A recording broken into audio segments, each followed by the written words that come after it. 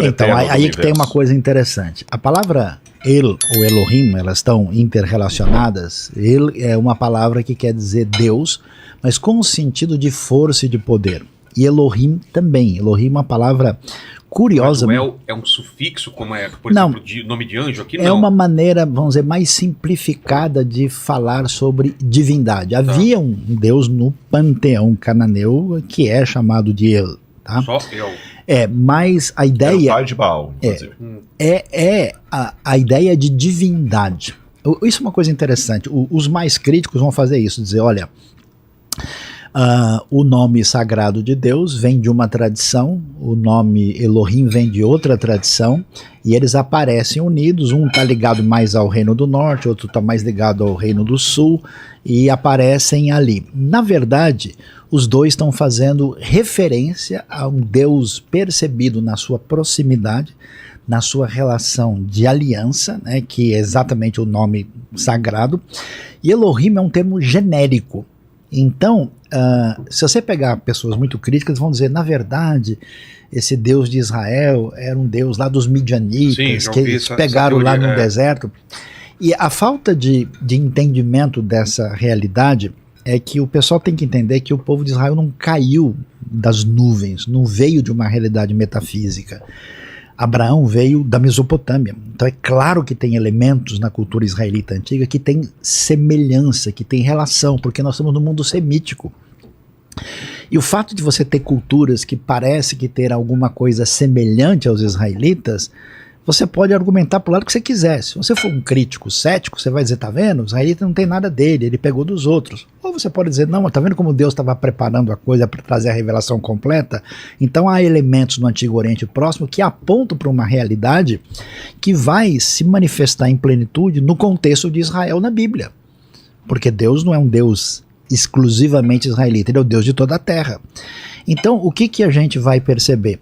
Que apesar desse ele ser um termo utilizado, por exemplo, no contexto cananita, e é uma palavra geral no contexto semítico para divindade, é usado para Deus, e curiosamente, Elohim é uma forma plural masculina.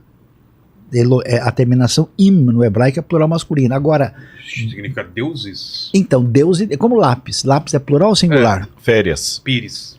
Entendeu? Férias. A mesma coisa. Óculos. Então, agora, a coisa curiosa é que Elohim é uma forma pluralizada, né? E o verbo que concorda com ele fica no singular. Então.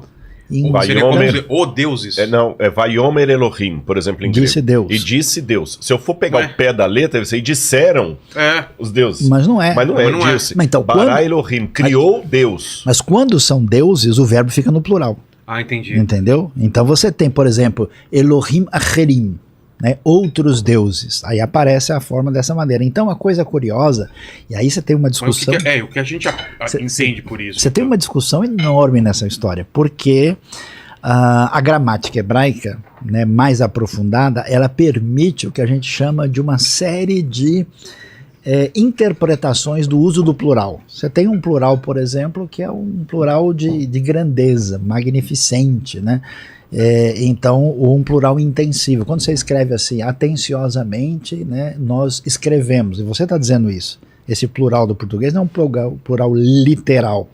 Então, alguns vão dizer, por exemplo, não, quando Deus usa o plural na Bíblia, ele está convocando os anjos. Não, ele está fazendo plural majestático. O plural majestático, ou de intensidade, tem uma série de coisas. Agora, o que é curioso é que você tem Elohim, forma plural, verbo no singular.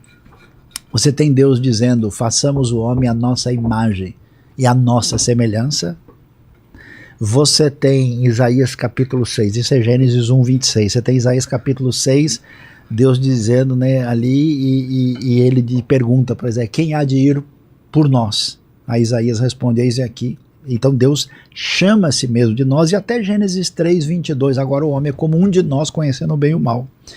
Então esses elementos... Tem aqui, façamos o homem... a nossa imagem conforme a nossa semelhança. Nascer Adam Betzalmeinu Kidmuteinu. Então, aí o que acontece? A discussão é que, mesmo que o Antigo Testamento não vá trazer explicitamente nem qualquer referência direta à triunidade divina, você tem indícios nítidos de que nessa unidade divina reside algum tipo de pluralidade, porque são vários elementos. 3, por exemplo, enviados ou anjos do Senhor aparecem em Gênesis 18 para falar com Abraão. E quando um deles fala com Abraão, aparece o nome sagrado. E disse, né, o Hashem, o Yehová, para Abraão. Então esses elementos mostram aquela questão, qual é a grande discussão da história da filosofia e da história da fé? É como é que a gente lida com a unidade e diversidade do universo. O mundo tem alguma substância que une e que dá sentido a toda essa diversidade.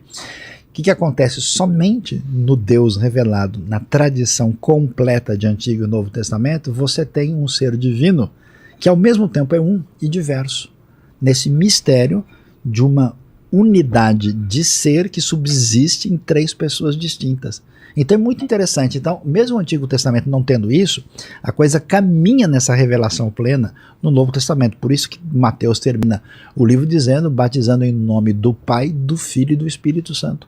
Então você tem, mesmo que a pessoa tenha, o Rodrigo tem razão de tentar colocar, né, a trindade numa linguagem, entre aspas, simplificada, sim, como se fosse uma aritmética simples, a coisa é mais profunda. E o sentido de Elohim mostra Deus como poderoso, como forte. Às vezes o termo, quando usado como adjetivo, pode ter esse sentido de uma força muito grande, e também mostra Deus numa situação onde você tem uma ênfase maior em transcendência, enquanto o nome sagrado dá uma ideia de proximidade e de imanência. Agora, quer ver uma coisa interessante?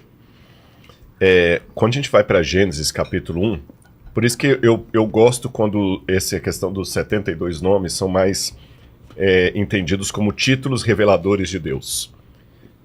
Porque pela cultura atual o nome também pode aprisionar. Claro. Você entendeu? Qual que é o seu nome? Ah, meu nome é Rogério Vilela. Pronto, você não é Luiz Saião, você é Rogério Vilela. Já sei, o seu CPF é esse, o seu RG tá aqui. Então, não, aí fica essa briga. Não, mas Deus é El Shaddai, ou Adonai, ou Rei lá, aquela coisa toda e tal. Eu prefiro dizer que são títulos reveladores de Deus. Ou seja, Deus se manifesta por esses títulos, o que ele é bondoso, ele é compassivo. E eu lembro da luta dele com Jacó lá. Ele falou assim, por que perguntas pelo meu nome que é maravilhoso? Olha, eu vou revelar, mas não é isso que você está pensando.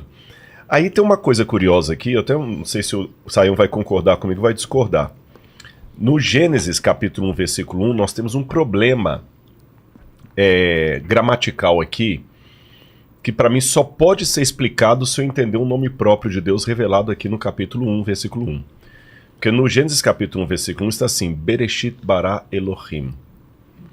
Para eu traduzir isso gramaticalmente da maneira correta, tem que ser em princípio, criou Deus os céus e a terra, nunca no princípio. Qual a diferença? Porque não tem artigo ali, não tem artigo. Em princípio? Em princípio, num princípio qualquer. É porque se tiver o artigo... no princípio é um princípio, teve princípio. Não, então, se for um artigo explícito, seria Bareshit. Bareshit, e não Bereshit. Esse é o ponto. O Pentateuco samaritano traz Bareshit. Exatamente. Bareshit. Ou seja... Esse é o nome... Elohim. Aquelas bolinhas embaixo... São vogais. Que foram criadas pelos maçoretas. Porque lembra que o hebraico tem 22 consoantes, não tem vogais. Isso aqui é um shivá composto. Quer dizer, uma vogal longa como lá. Como se fosse um ezinho, né? E aquele...